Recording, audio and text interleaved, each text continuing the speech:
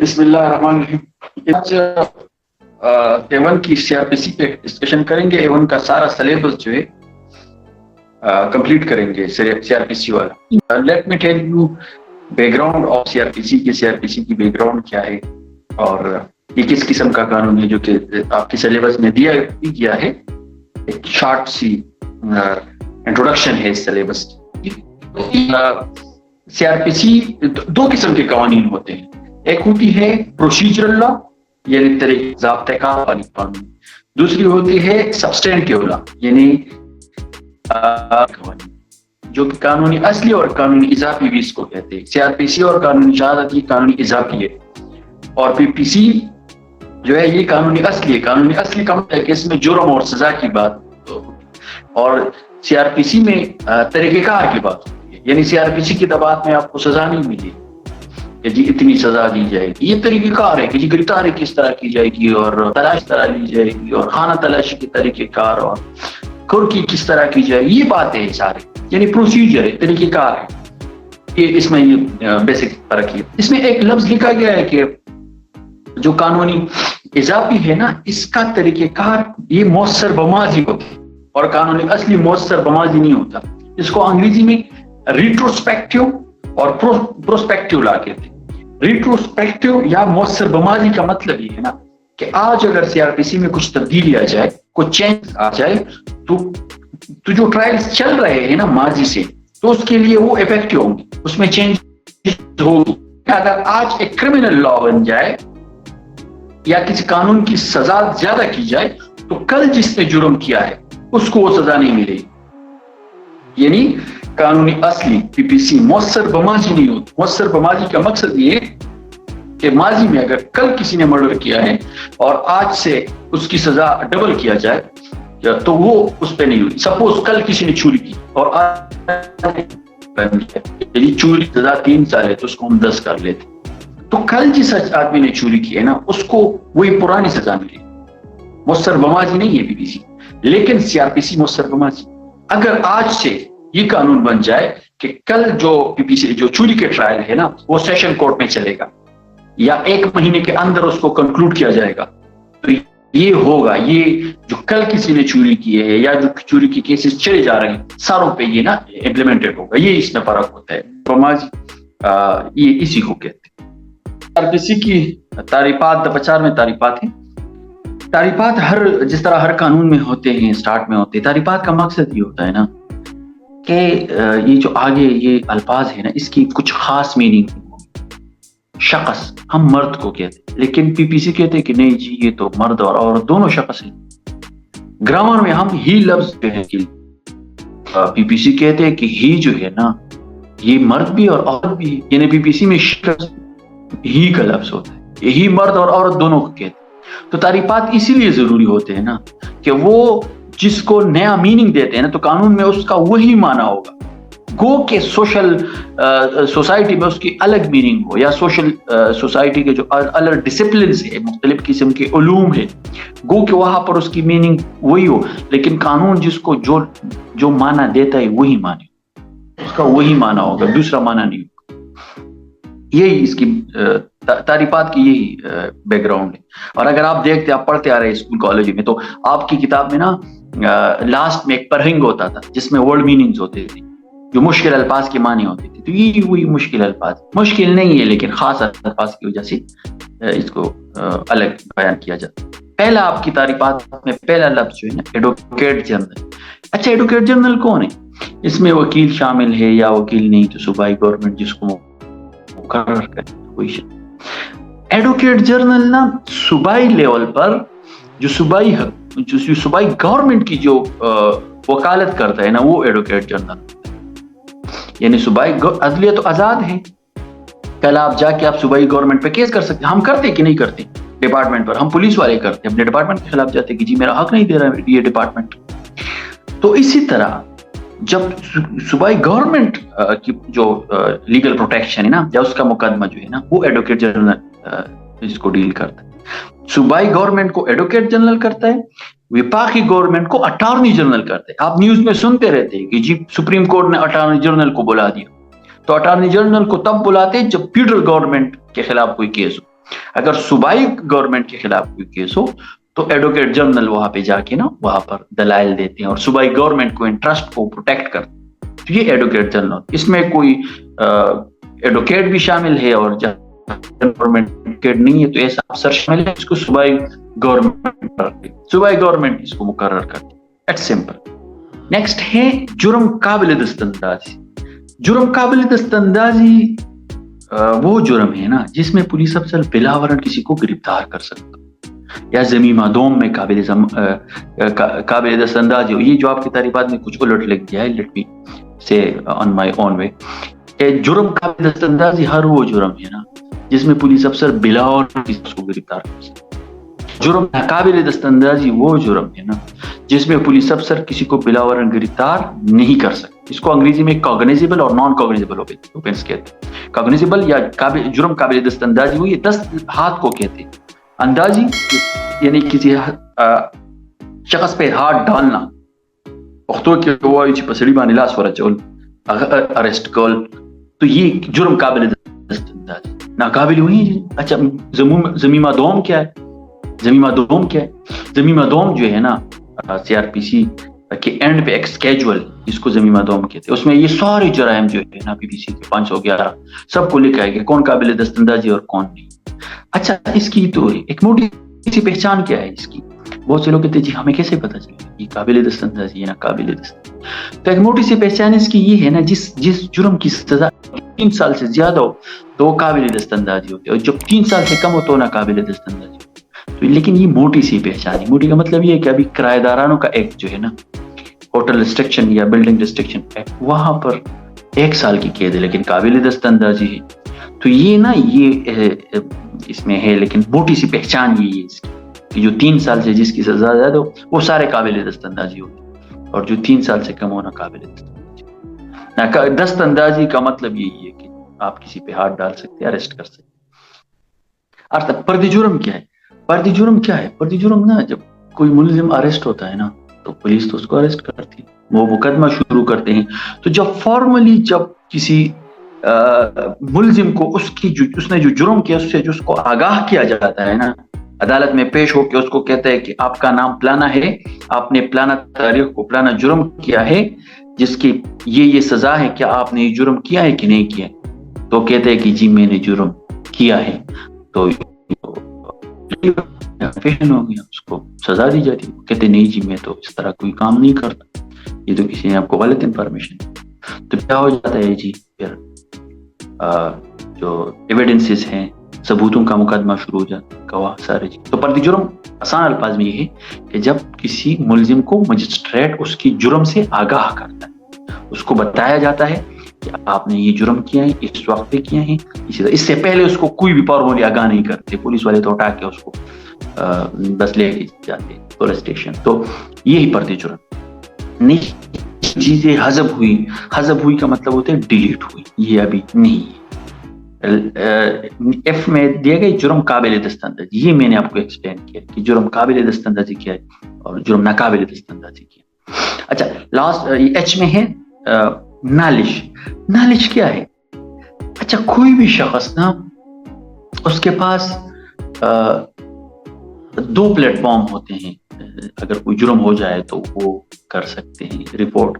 ایک تو 154 C R P سی ہے کہ وہ جا کے پولیس اسٹیشن میں نا اگر قابل دستاندازی ہو تو جا کے پولیس اسٹیشن میں پولیس افسر کو رپورٹ کرتا ہے کہ جی میرے ساتھ یہ جرم, اور وہ پولیس افسر ڈیوٹی باؤنڈ ہے کہ وہ 154 کے تحت اس کے لیے ایف آئی آر کر دے, وہ کام ہو جائے اگر قابل دستاندازی. لیکن ایک اور جگہ ہے جہاں پر وہ بھی جا سکتا ہے کوئی شخص, اور وہ ہے مجسٹریٹ.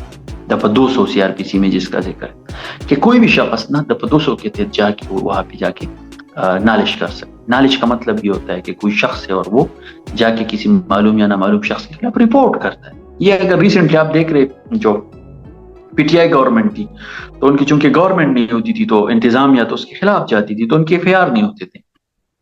تو ان کے ایک فیمس وکیل نے کہا تھا کہ جی آپ لوگوں کے پاس ایف آئی آر ہے لیکن ہمارے پاس پرائیویٹ کمپلینٹ ہے, میں آپ لوگوں کے خلاف پرائیویٹ کمپلینٹ دائر کر دوں گا.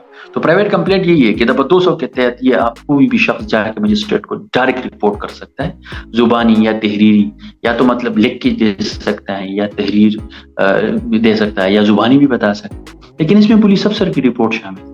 پولیس افسر کی رپورٹ کیا ہے؟ سب سے پہلے آپ کی پہچان.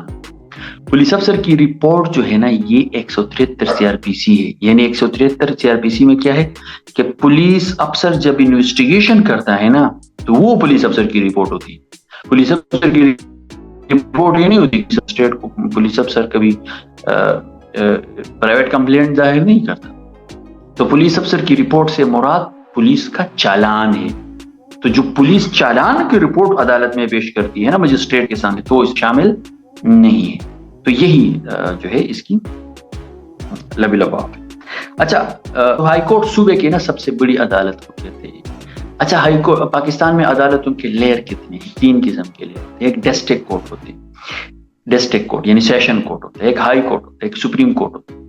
ڈسٹرکٹ کورٹس کے خلاف اپیل ہم ہائی کورٹ میں کرتے ہیں. صوبے کے لیول پر سب سے بڑی عدالت جو ہے نا وہ ہائی کورٹ ہوتی ہے, اور ملک کے لیول پر سب سے بڑی عدالت سپریم کورٹ ہوتی ہے. تو یہ ہائیر کورٹ ہے. ہائی کا مطلب یہ ہوتا ہے کہ وہاں پر آپ سیشن کورٹ کے خلاف اپیل کر سکتے ہیں, اور پھر سپریم کورٹ میں پھر آپ ہائی کورٹ کے خلاف اپیل کر سکتے. تو یہ انکوائری کیا. اچھا, یہ بہت ڈیبیٹیبل ٹاپکس ہوتے ہیں کہ جی انکوائری اور تفتیش میں کیا فرق ہے. آپ یہ آج میں یہ ٹینشن آپ لوگوں کی ختم کر دیتی ہوں.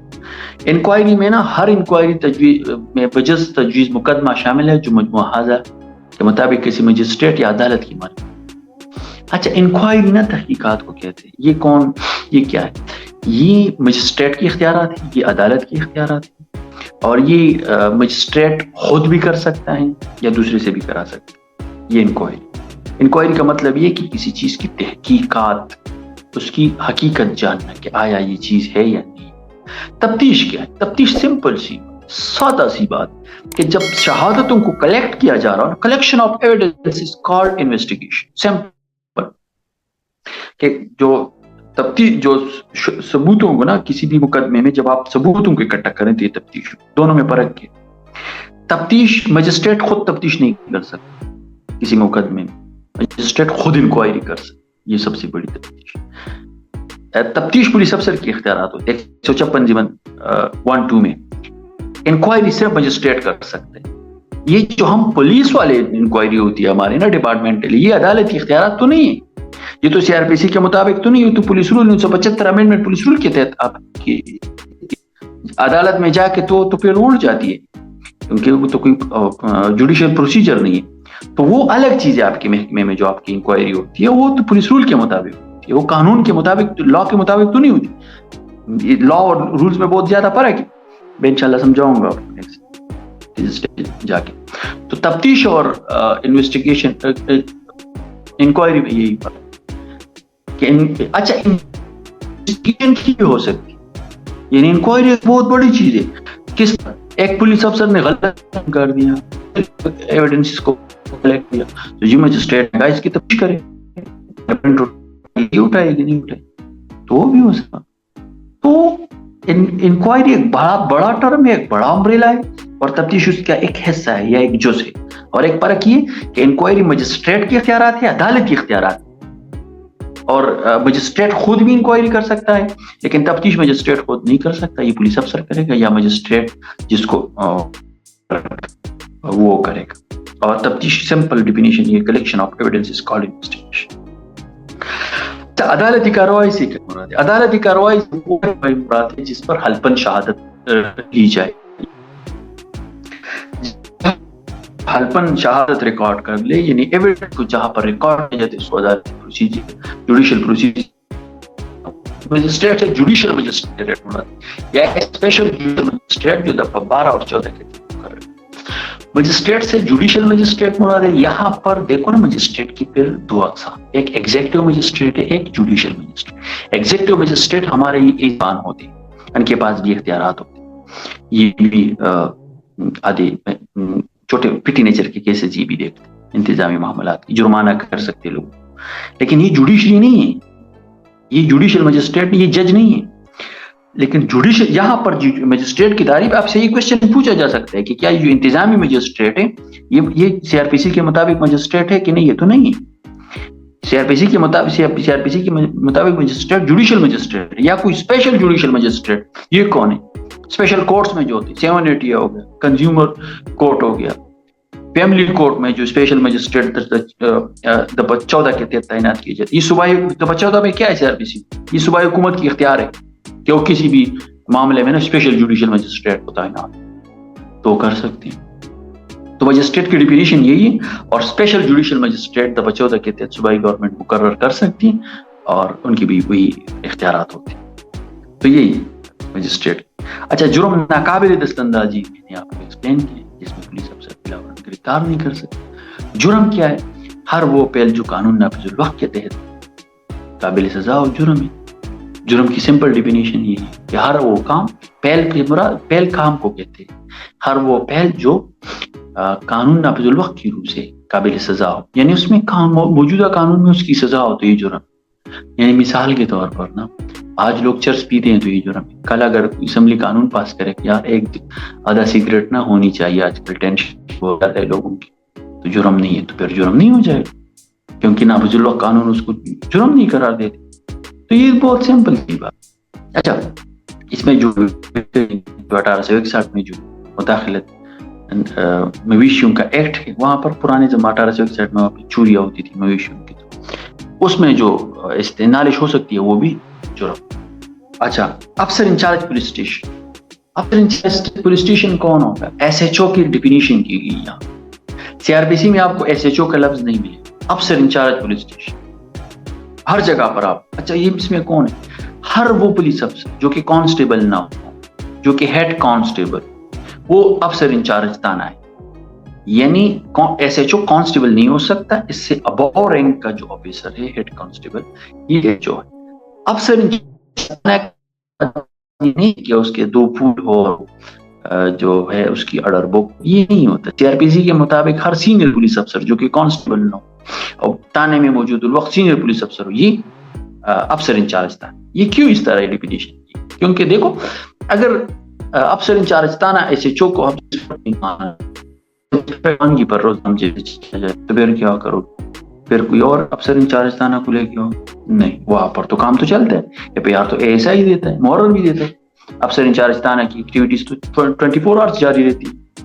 تو افسر انچارج تانا ہر وہ شخص ہے جو کہ کانسٹیبل نہ ہو, جو کہ ہیڈ کانسٹیبل ہو یا اس سے بالا تر پولیس افسر, اور وجود الوقت سینئر پولیس افسر. آپ دیکھتے تانے میں روزنامچہ کس کی طرف سے چلتے ہیں؟ پہلے SHO نہ ہو تو سینئر ASI جو ہوتا ہے اس کی طرف سے چلتے ہیں, اگر وہ نہ ہو تو پھر ہیڈ کانسٹیبل کی طرف سے چلتے ہیں. تو یہی اس کی ڈیفینیشن سمپل افسر انچارج تانا. اچھا, مقام سے کیا؟ مقام سے گھر, عمارت, خیمہ, مرکب تری شامل. یعنی مقام کس چیز جگہ وہ کہتے ہیں؟ تو گھر بھی ہے, عمارت بھی, مرکب تری نا, یہ ایک بڑے ہوٹل کو کہتے ہیں.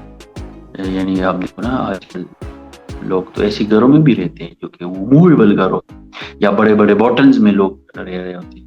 اگر آپ دیکھیں کنٹینر میں لوگ رہ رہے ہوتے ہیں, تو کنٹینر بھی عمارت ہے, مقام ہے. یعنی ایک شخص کنٹینر میں رہتا ہے تو یہ تو اس کا گھر ہوگا, تو یہ بھی مقام میں شامل. اچھا, پلیڈر کون ہے؟ پلیڈر نا سمپل الفاظ میں, پلیڈر سے مراد وہ شخص ہے نا جو کہ مقدمہ کی پیروی کرتا. اس میں وکیل بھی ہو سکتا ہے, اس میں اٹارنی بھی ہو سکتا ہے, اس میں ایڈوکیٹ بھی ہو سکتا ہے, اٹارنی جنرل بھی ہو سکتا ہے, ایڈوکیٹ جنرل بھی ہو سکتا ہے, ایک عام ایڈوکیٹ بھی ہو سکتا ہے, وکیل بھی ہو سکتا ہے. تو یہ سارے لوگ نا یہ پلیڈر میں شامل.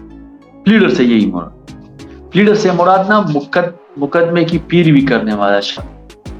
یعنی یہ کیوں اتنا بڑا دیا گیا ہے؟ کیونکہ دیکھو محدود ہے, یعنی مختلف نام ہوتے ہیں. تو یہاں پر ڈیفینیشن دی ہوئی ہے کہ بھائی ہر ڈسٹرکٹ لیول پر کون پیروی کرتا ہے, PP کرتا ہے نا, یا DPP کرتا ہے, یا APP کرتا ہے. ابھی گورنمنٹ کی کیسوں کی پیروی کون کرتا ہے؟ وفاقی گورنمنٹ کی کیسوں کی پیروی کون کرتا ہے؟ Attorney general. آپ اگر کوئی عام لے میں نے اس کی پیروی کون کرتا ہے؟ تو ایک عام اس کا وکیل, ایڈوکیٹ. تو ان سب کو نا ملا کے اس کو پلیڈر کہتے ہیں. ان سب کو اگر آپ میکس کر کے ایک جارگن میں ڈالے, بوٹل میں ڈالے نا, اس بوٹل کو ہم پھر پلیڈر کہیں. اچھا, پولیس اسٹیشن سے کیا؟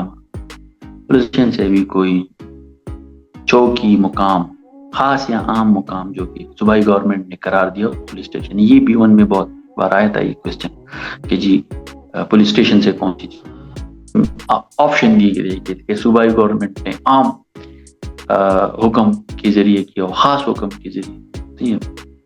نیکسٹ ہے پبلک پراسیکیوٹر، پی پی 492 سیکشن میں اس کی ذکر. پبلک پراسیکیوٹر کیا ہے؟ پبلک پراسیکیوٹر وہ شخص ہے نا جو سرکار کی طرف سے نا پھر مقدمات کی پیروی کس طرح.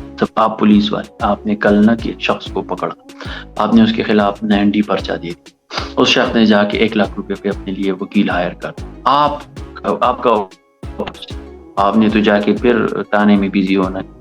عدالت تو فری ہے، عدالت تو آپ کی سائڈ پہ تو نہیں ہے، وہ تو جوڈیشری تو انڈیپینڈنٹ ہے.